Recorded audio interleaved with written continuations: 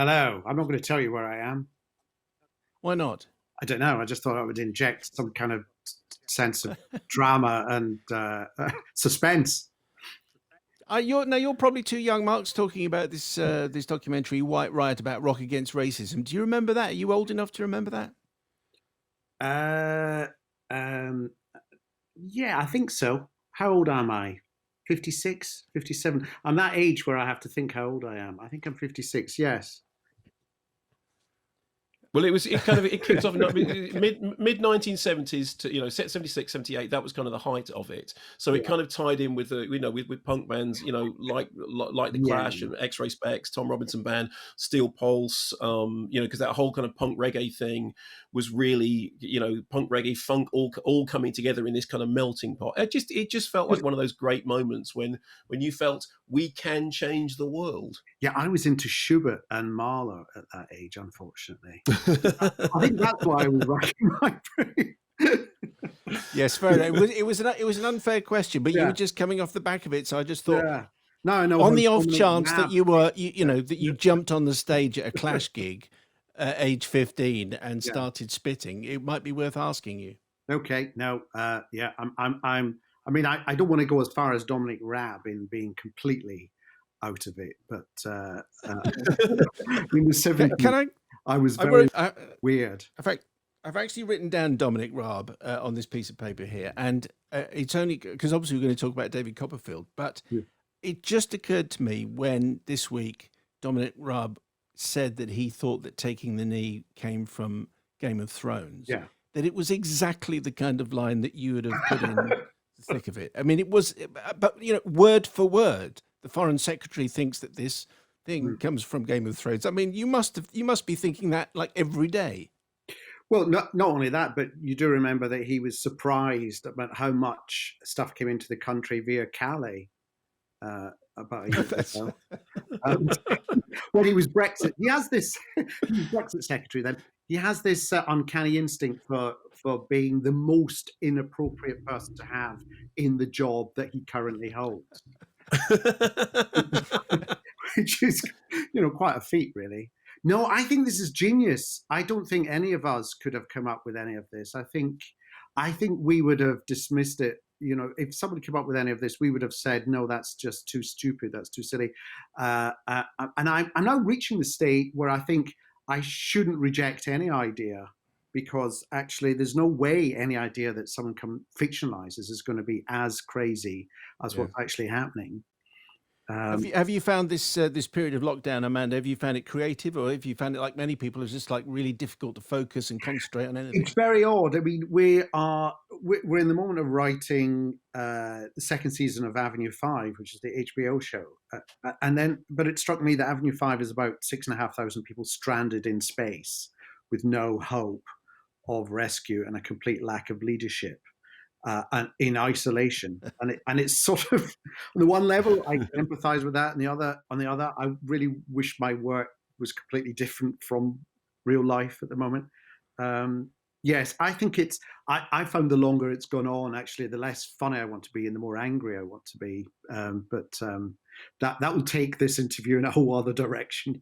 Yes, That, yes, haven't you? yes, exactly. Whereas actually, what we're just underlining is the fact that the personal history of David Copperfield is available. You can rent it, you can buy it, you can stream it, and Mark and I, we've both said how much we love it, and now Mark, in fact, is going to say how much he loves it. Well, I mean, I've told you this before, but I just thought it was such a joy of a film. I've seen it 3 times now, and every time I see it, I love it more. I love the casting. I love the fact that it plays up that kind of the modernity of the source. I love the fact that it's as funny as it is.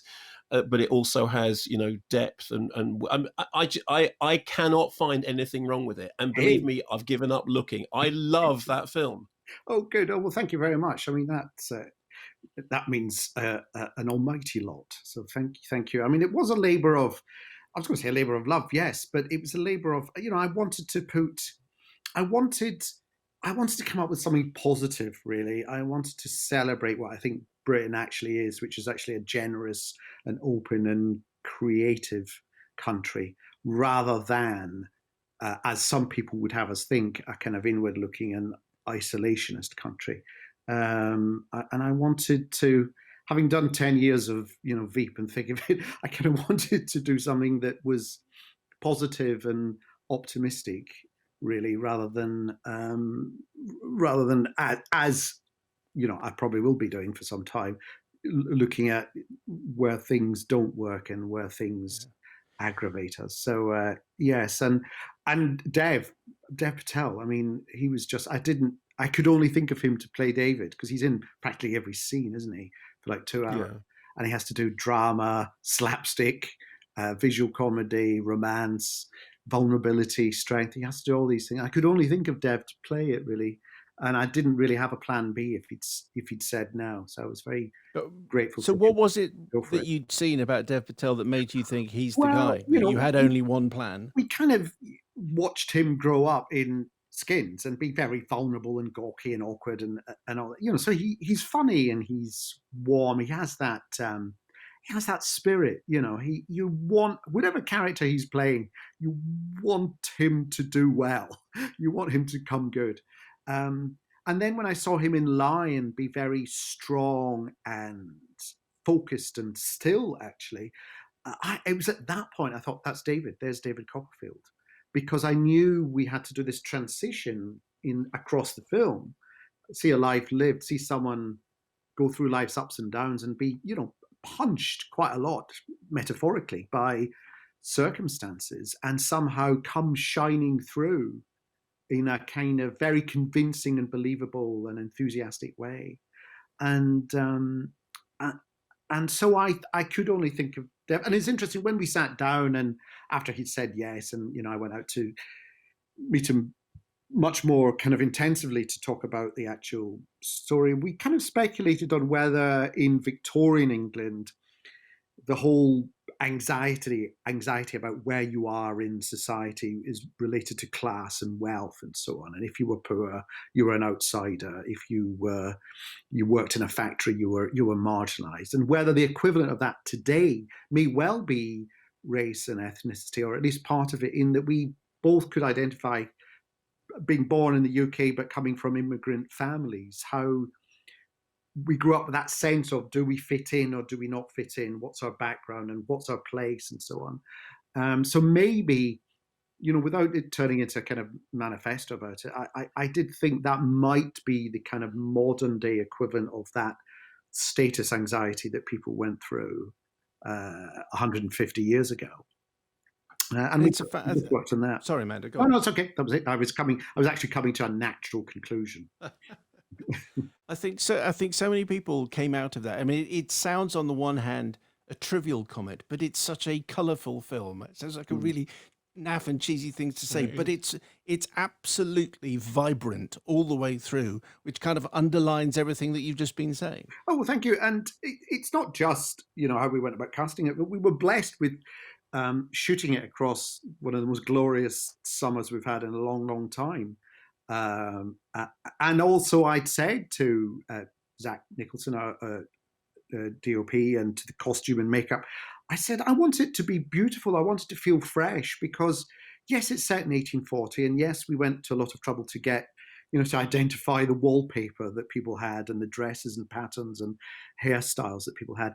But for the audience in the cinema, I want them to feel they could step up into it and it not feel alien.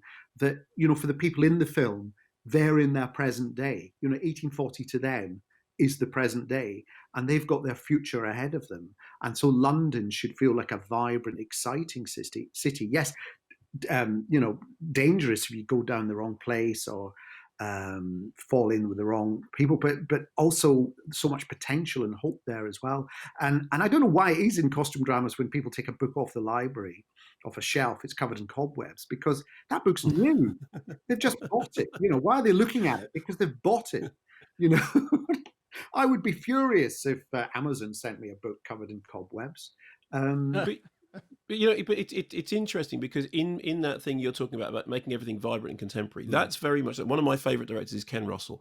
And Ken Russell said that when he made the Devils, he wanted Loudon to look like the city from Metropolis, Mm. because he said because for them it was modern and fantastic and clean and glowing. It wasn't mossy and rocks. And I do think that Yes. there is a similar sensibility, which also leads me on to something, which is, tell us something about the music for David Copperfield, because it's a film that doesn't just sound great. You mentioned Ken Russell there, and I do remember, because Ken Russell made lots of biopics of classical composers, Mahler, and is it The Music Lovers? One of Tchaikovsky. And I remember his use of the 1812 overture. He did it with so much exciting visuals and energy, and people running, capturing that enthusiasm, sort of telling you that music, it was written 100 years ago, but people at the time were hearing it for the very first time. Imagine how exciting that must have sounded, and try to recreate that excitement on screen.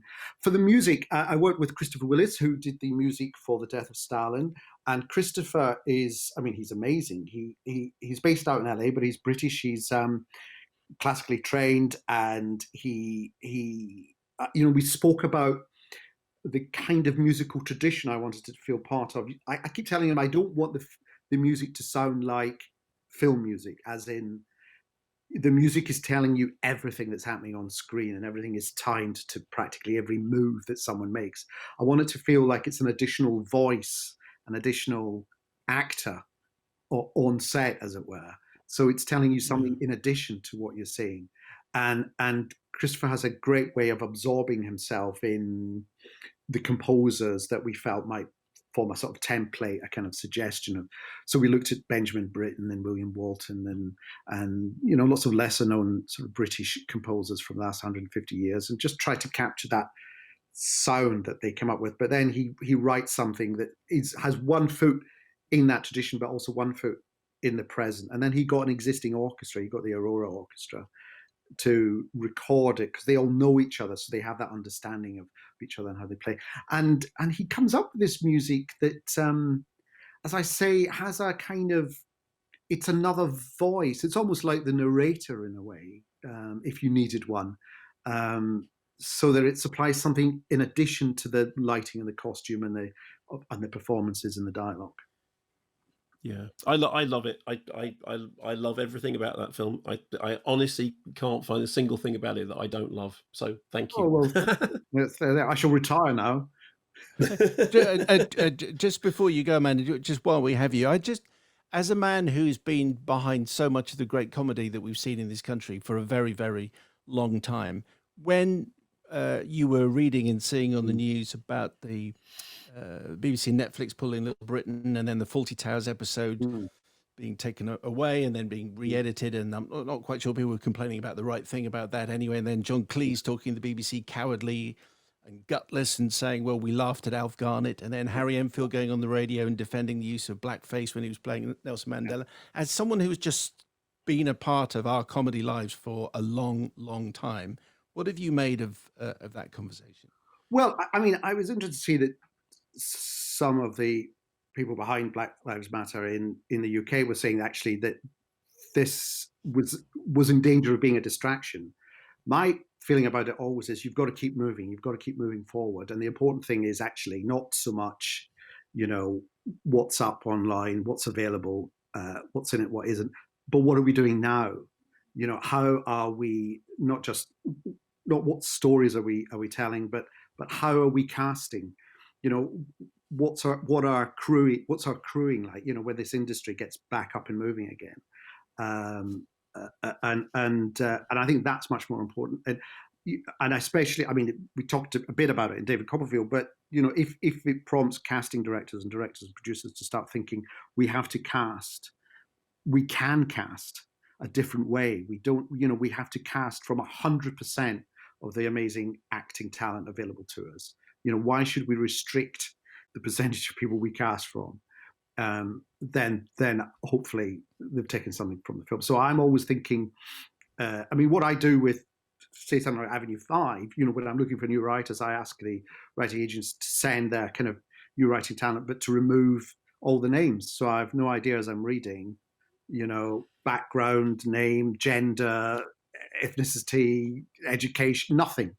I just want to know if it's funny. I don't care if this script is funny. I don't care if it's a 65-year-old or a 5-year-old really who's written it. I mean, it'd be amazing if it was a 5-year-old, but you know what I mean. I just think, you know, if we keep kind of thinking forward, hopefully it's not going to happen overnight, but hopefully we'll end up, you know, making television comedy and film comedy that is much more representative of the country where we are growing up in.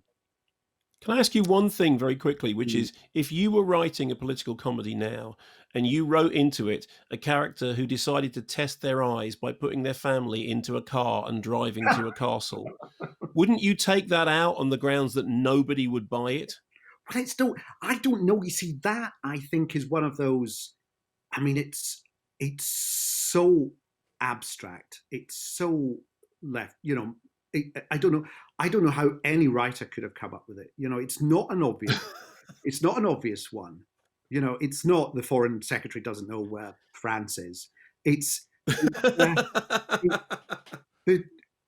Prime Minister's special advisor, who advised specifically on the lockdown, has decided to front out the lockdown by taking his family on a road trip around the UK's travel beauty spots. You know, it's sort of. I think he is a genius. People say he's a genius. I think he is a genius, but it's a sort of comic situationist genius that was displayed there. Because I cannot get a handle on it. I cannot decipher what the thought process was that went into making that decision, if that was the decision he made, you know, if his claim is true. So I think we scientists as well as philosophers will be analyzing this for decades to come, I think. Armando, it's always a pleasure. Thank you very much for spending some time with us. The Personal History of David Copperfield, available to stream now. Armando, thanks very much. Wish you all the best, sir. Thank you. And you.